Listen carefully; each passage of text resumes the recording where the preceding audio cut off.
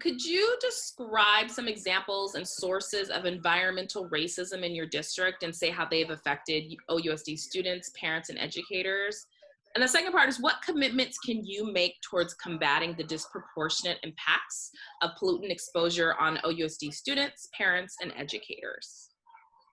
Like environmental racism, like what's happening at McClymonds, or yeah. I mean, I find that obviously McClymonds, it's such a huge issue. Those students have been exposed to so many things in their environment that's out of their control that the district, I mean, I was appalled when they came out and said, oh, we found this out on Friday, but it's Wednesday and now we're canceling school. And my kids are young, but if that were my kid, I would just be incensed. I think it's wrong. I mean, I think part of most of the school district's job, or the school board's job, is to protect the students, and they need to have control over that environment. I mean, obviously I'm in North Oakland and we don't have those certain issues, and they need to be mitigated. They need to be taken care of. And there's no question about how they should be handled, first with the students in mind, and get them into a safe space, not trying to close their schools.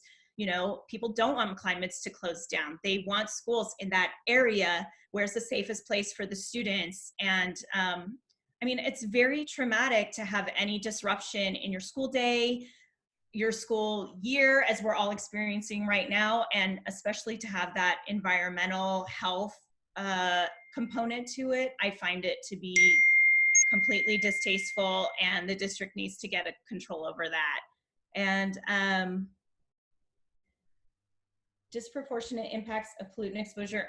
I mean, I'm committed to working with parents, with the community, what they think are the right solutions for their students. I believe that the school board says they're listening and they don't act, but I feel like the community is our leader. If the closest people to the problem are usually the ones with the solutions. So I will be committing myself to doing that with the community.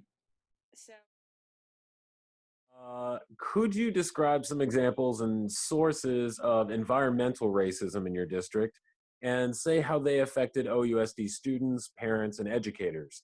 And also, what commitments can you make toward combating the disproportionate impacts of pollutant exposure on OUSD students, parents, and educators?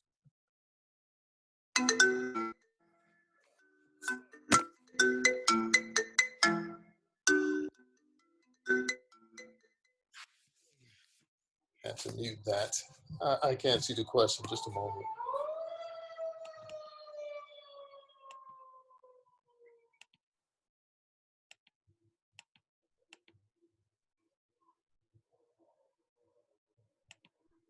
Okay.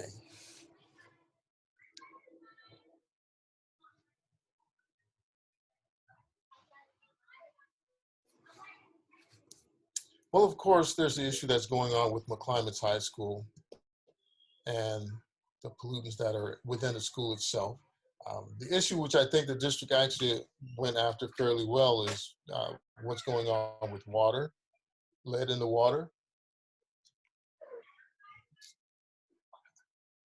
Many parents, and it trickles down to students, just did not want to send their children to school with the environmental issues that are taking place.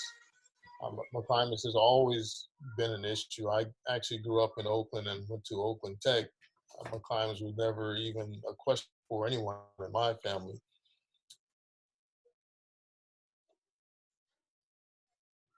The disproportionate, I believe, if you address the issues that are affecting African-American students and fix those issues, you end up fixing issues for everyone, because it ends up being your baseline.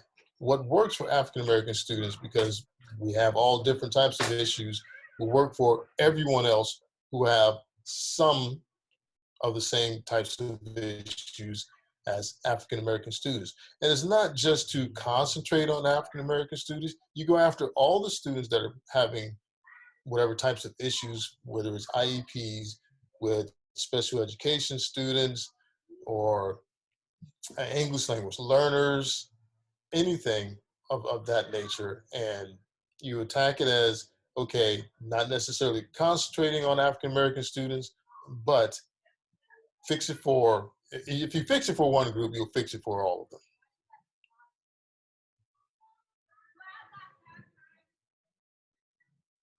Yes. Thank you. In your district, and say how they affected OUSD students, parents, and educators, and what commitment can you make towards combating the disproportionate impacts of pollutant exposure on OUSD students, parents, and educators? Oh, that's interesting. In District 1, I mean, obviously there's the issue with McClymonds where there was the contamination around McClymonds, but that's in District 3, not District 1. I would say racism in District 1. I mean, I would say that you know, there's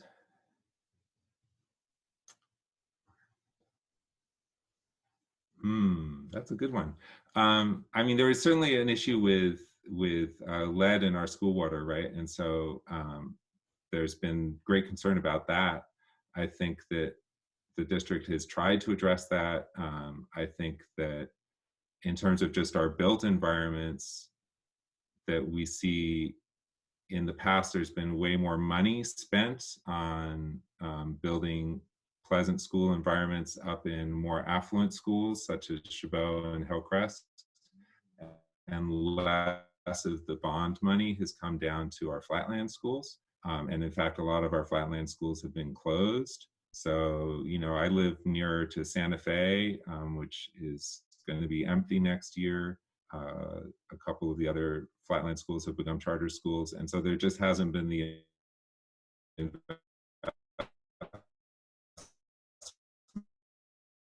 in the built environment. I think Sankofa is finally getting some funding for building this year. If you look, you know, there's that look at the school gardens. I think there hasn't been the kind of investment in the Santa Fe campus that there has been at some other campuses, and Sankofa could certainly use more support in that area. So I think it gets down to just PTAs having a lot more money at more affluent schools. Thank you.